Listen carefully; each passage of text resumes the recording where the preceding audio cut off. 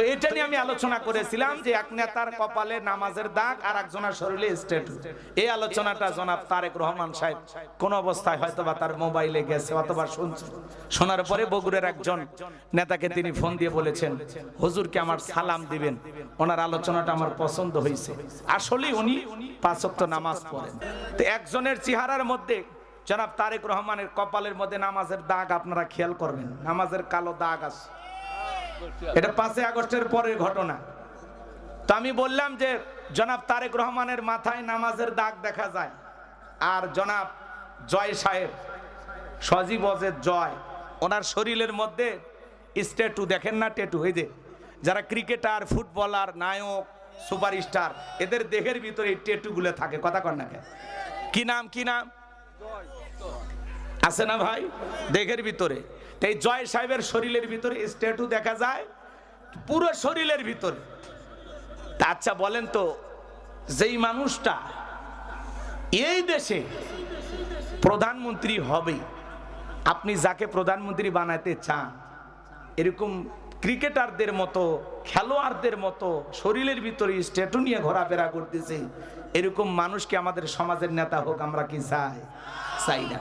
তো এটা নিয়ে আমি আলোচনা করেছিলাম যে এক নেতার কপালে নামাজের দাগ আর একজনের শরীরে স্ট্যাটু।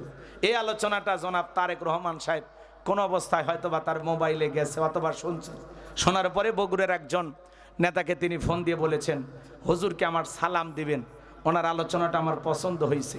আসলে উনি 5 ওয়াক্ত নামাজ পড়েন। আল্লাহু আকবার বলেন। এই যে সমাবেশগুলোতে দেখতেছেন না, মঞ্চে নামাজ আদায় করতেছে, আজান হইলে বক্তৃতা বন্ধ করেন।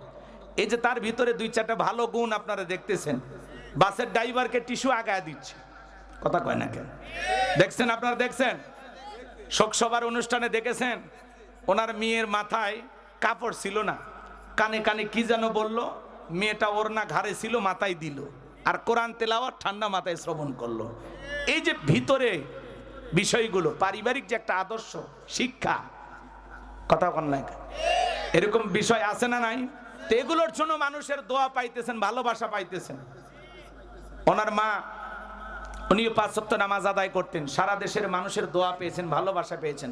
তা আপনি আলেমদেরকে ভালোবাসবেন, নিজে নামাজি হবেন, ভালো কাজ করবেন, মানুষের দোয়া পাবেন।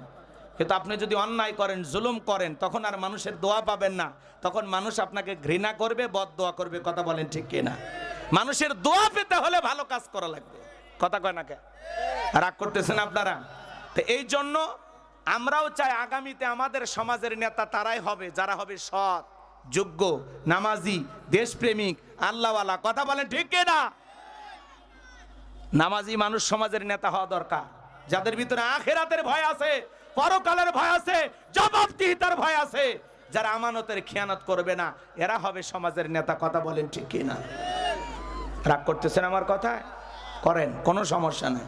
তাহলে আমি যে কথা বলতে চাচ্ছিলাম, সমাজে শিরিক আছে না নাই? পায়ে সেজদা, এই দিক নেতার পায়ে সেজদা দেওয়া শিরিক, পীরের পায়ে সেজদা দেওয়া শিরিক, মাজারে সেজদা দেওয়া শিরিক। মাথাটা নত হবে মাজারে না মসজিদে?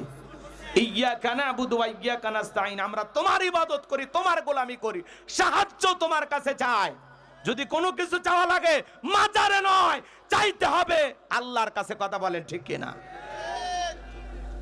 মাথা নত করবেন কার কাছে? আল্লাহ বলেন, ফাইযা ফারাগাতা ফানসাব ওয়া ইলা রাব্বিকা ফারাগাব। আল্লাহ বলে, বান্দা যখন নিঃস্ব, অসহায়, দুর্বল হইবা, তোমার শূন্য হাতটা আমি আল্লাহর দিকে বেঁধে ধরো, তোমার শূন্য হাতটা আমি আল্লাহ পূর্ণ বানায় ফেরত দিব। কোন সুবহানাল্লাহ। সম্মানিত ভাইয়েরা আমার, এই জন্য এই বিষয়গুলোতে মা বোনেরা খুব পারদর্শী। বিভিন্ন মাজারে যা মা বোনেরা দোয়া করে, আছে না নাই? ছাগল মান্নত করে, আছে না নাই? বাগেরহাটে দেখলাম কিছু মা বোনেরা বাজান গম্বুজের উপরে সরিষার তেল মালিশ কইরা, ওই তেলটা আবার নিজের তল পেটে নিয়ে মালিশ করে, আর বলে, একটা বেটা দে রে বাবা, একটা বেটা দে, তুই না বেটা দিলে আব্বা বেটা দেবে কে?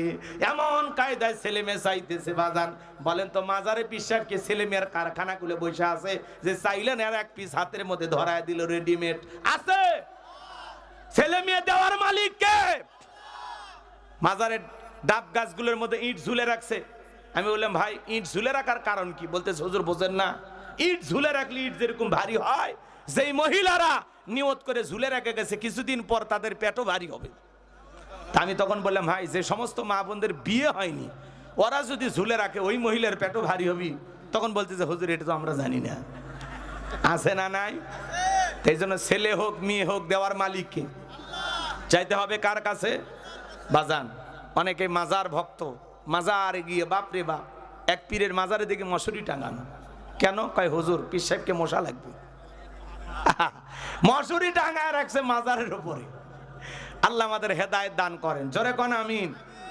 এরপরে বাজান কবিরাজের কাছে ভাগ্য গণনা করে, জ্যোতিষীর কাছে যায়, টিয়া পাখির কাছে যা ভাগ্য গণনা করে। বলেন তো বাজান আপনার তকদিরের ভালো মন্দ কার হাতে? এক আংটির উপরে ভরসা করে, আছে না নাই? আপনি কি মামলায় হেরে যাচ্ছেন, বিদেশে যেতে পারছেন না, দাম্পত্য জীবনে অসুখী, ব্যবসায় লস খাইতেছেন, আসুন শেষ দর্শন Ajmeri gems house, Bashundhara city complex, Liton Dewan Chishti, Panthapath, Dhaka. আছে না নাই? এক আংটিতে যদি এত সমস্যার সমাধান হয়ে যায়, এই হাতে 5টা এই হাতে 5টা, 10টা আংটি ব্যবহার করে পৃথিবীর সেরা ধনী হয়ে যেত। কথা বলেন ঠিক কি না? ভরসা আংটির উপরে না, কার উপর? এরপরে শনিবার মঙ্গলবার বিয়ে করা হয় না, এগুলো দিন নাকি শুভ না। হাত চুলকেলে নাকি টাকা সে বাঁধেন, 2 হাত খোলা রাখেন, 3 দিন চুলকে হাতের চামড়া উঠে রক্ত বের হয়ে যাবে, এরপরে টাকা আসবে না, এগুলো ধারণা করা শিরিক। সন্ধ্যাবেলায় শ্রমিককে টাকা দিতে চায় না, ধনী কেন? কয় ধনী মানুষ যদি সন্ধ্যাবেলায় টাকা দেয় গরিব হয়ে যাবে, এগুলো ধারণা করা শিরিক। কথা বলেন ভাই, এগুলো সমস্যা আছে না নাই? নতুন ছেলের বউ চা পানের দিকে কাপটা পরে ভাঙ্গে গেছে, কয় অলক্ষণে বউ আসছে। এই অলক্ষণ কুলক্ষণ বলে ইসলামে কোনো কিছু নাই, এটা একটা দুর্ঘটনা।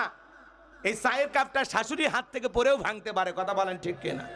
এরপরে ছোট বাচ্চার কপালে কালো টিপ দেয় কেন? কয় বদ নজর থেকে বাঁচার জন্য। বলেন তো বাজান তকদিরের ভালো মন্দ কার হাতে?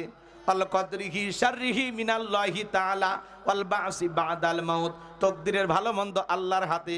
কয় জমজ কলা খেলে জমজ বাচ্চা হয় ভালো, 2 বারে কষ্ট 1 বারে হলো, মাঝখানে সিজারের টাকাটাও ভেসে গেল। কথা কোন ঠিক কি না? কত সমাজে প্রচলিত শিরিক আছে বাজার। আমাদের সমাজের তরুণ যুবকেরা শিরিকের ভিতরে লিপ্ত হয়ে গেছে। আজকে দেখেন আমাদের সমাজের মধ্যে মানুষ ঈমান হারা হয়ে যাচ্ছে, আছে না নাই? আচ্ছা বলেন তো, আমাদের সমাজে একটা স্লোগান আছে না, ধর্ম যার যার উৎসব সবার। স্লোগানটা শুনছেন? এটা কিন্তু ঈমান ধ্বংস করা স্লোগান। ধর্ম যার যার উৎসব সবার, এই স্লোগান মুসলমান দিতে পারে না। ধর্ম যার উৎসবতা, বৌদ্ধদের উৎসব বৌদ্ধদের কাছে, খ্রিস্টানদের উৎসব খ্রিস্টানদের কাছে, হিন্দু দাদাদের উৎসব হিন্দু দাদাদের কাছে, আর মুসলমানের উৎসব সবার কাছে। কথা কয় না? আমাদের উৎসব থেকে অমুসলিম কালেমা পড়ে মুসলমান হতে পারে, কিন্তু আপনি অমুসলিমদের উৎসবে যা কি শিখবেন? কথা বলেন। আচ্ছা বলেন, পুকুর যার মাছ সবার মানবেন? গাছ যার ফল সবার মানবেন? চাকরি যার বেতন সবার মানবেন? বউ যার হক সবার মানবেন? মানবেন না তো। এটা 16 আনা হিসাব ঠিকই বোঝেন। পুকুর যার মাছ তার, ক্ষেত যার ফসল তার, গাছ যার ফল তার, চাকরি যার বেতন তার, বউ যার হক তার, ধর্ম যার উৎসব তার। আমাদের জুমার নামাজে কি অমুসলিমেরা আসে? 2 ঈদের নামাজে আসে। এই যে লাইলাতুল বরাত হবে কয়েকদিন পরে, সবে বরাত, হাদিসের ভাষায় যে রাত্রিকে লাইলাতুন নিসফে মিন শাবান বলা হয়, এই যে শাবানের মধ্য রজনী, এই রাত্রিতে অবশ্যই হিন্দুরা আসবে, আসবে না? অমুসলিমেরা আসবে না? লাইলাতুল কদরে আসে, আসে। কুরবানির গরু জবাই করলে আসে, গোস্তর ভাগ নিবের আসে। তাহলে আমাদের ধর্মীয় আচার অনুষ্ঠানে কোনো অমুসলিম আসে না, অংশগ্রহণ করে না। আর আপনি মুসলমান, দুর্গা পূজার মেলায় বউ বাচ্চা নিয়া মোটর সাইকেলে তুইলা মেলায় যাইতেছেন, আর আড্ডা মারতেছেন, আর আনন্দের ঠেলায় গান গান, মেলায় যাই রে মেলায় যাই রে। কথা কয় না, কথা কয় না। কোন মুসলমান অমুসলিমদের মেলায় যেতে পারে না। কথা বলে ঠিক কেনা? মুসলমানের দায়িত্ব তাদের নিরাপত্তা নিশ্চিত করা। মুসলমানেরা যে জনপদে ক্ষমতায় থাকবে, একটা ডিমের ভিতরে কুসুম যতটা নিরাপদ, মায়ের কোলে শিশু যেমন নিরাপদ, মুসলমানরা যে এলাকায় ক্ষমতায় থাকবে অমুসলিমেরা তার চাইতে নিরাপদে থাকবে। কথা বলেন ঠিক কিনা? তাদের নিরাপত্তা নিশ্চিত করার দায়িত্ব, কিন্তু তাদের সাথে পূজা করার দায়িত্ব না। আপনি তালে তাল মিলায়া মন্দিরে যা প্রমাণ করেন, হাত পেতে প্রসাদ খান আর বলেন মায়ের কাছে আমার জন্য কিছু চাইবেন, এটা মুসলমান বলতে পারে না। কথা বলেন,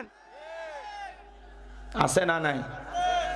অনেক যুবক যায় মন্দিরে কলা খেয়ে ফেলে দেয়, লাড়ু খেয়ে ফেলে দেয়, কয় হুজুর অনেকগুলো কলা আর লাড়ু খেয়েছি, আমার কি গুনে হবি? কি কয় গুনে বলে হবি? শিরিক করে আসছে আর খালি গুনের খবর নিয়ে আসছে। ভাই এ সমাজে এগুলো আছে না নাই? ছোট্ট একটা হাদিস আপনাদের শোনাই, যদি অন্তরে ভয় হয়। আমি কি বলবো নাকি দোয়া করব?